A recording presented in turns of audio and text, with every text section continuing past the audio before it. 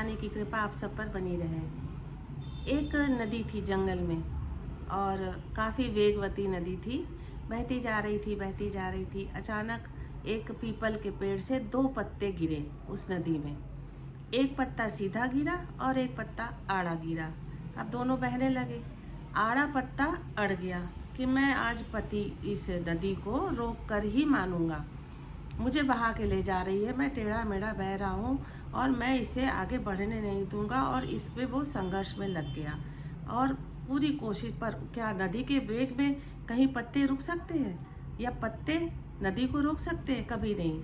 लेकिन वो पत्ता अपनी जिद पर अड़ा रहा, संघर्ष करता रहा, पर नदी के बहाव के साथ बहता रहा। उधर नदी को तो ये पता भी नहीं था कि कोई पत्ता मेरे ऊपर गिरा है और वो आड़ा टेढ़ा बह रहा है। वो अपने वेग में बहती चली जा रही थी। उसी तरह जो सीधा पत्ता था वो गिरा, उसे भी ये ख्याल आया कि मैं आज नदी को उसके गंतव्य तक, सागर तक पहुंचाकर ही दम लूंगा। और वो बड़े मजे से नदी के वेग में, उसके प्रवाह में बहता चला जा रहा था। दोनों पत्ते अपनी अपनी कोशिश कर रहे थे। जो आड़ा था वो अड़ा हुआ था, संघर्ष कर रहा था, परेशानी में था। उसे ये नहीं पता था कि ये संघर्ष तो उसके जीवन का हिस्सा बन गया है। उसे उसके प्रवाह से क्या लेना देना, क्या कोई पत्ता रोक पाएगा, ये वो समझ ही नहीं पा रहा था। और दूसरा पत्ता जो बहते जा रहा था प्रवाह को, वो भी अपने खुशफहमी में था कि मैं तो नदी को आज पहुंचा कर ही दम लूंगा।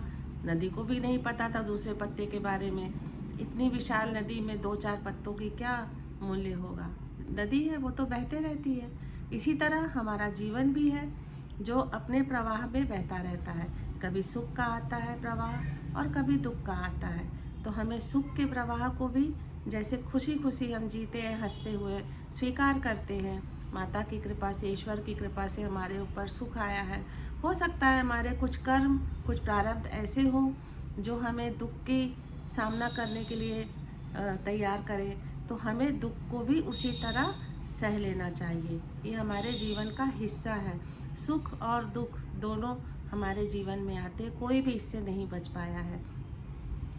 हमारे कर्म जो होते हैं वो हमें सुख और दुख का एहसास कराते रहते हैं। तो इसलिए हमेशा अच्छे कर्म करिए, लोगों की मदद करिए, ताकि हमारे जीवन में कम से कम दुख आए। और जो हमने कभी पहले किए हैं जाने अनजाने, वो हमारा प्रारब्ध है, उससे हम बच जाएं। तो इसलिए आप सबसे बहुत अनुरोध है कि हमेशा लोगों की मदद करें, दुखी जनों की मदद करें, भूखे को भोजन कराएं, प्यासे को पानी पिलाएं, सरस निःशुल्क भोजन के साथ जुड़े रहें और उसे इसी तरह अपना प्यार देते रहें। नमस्कार।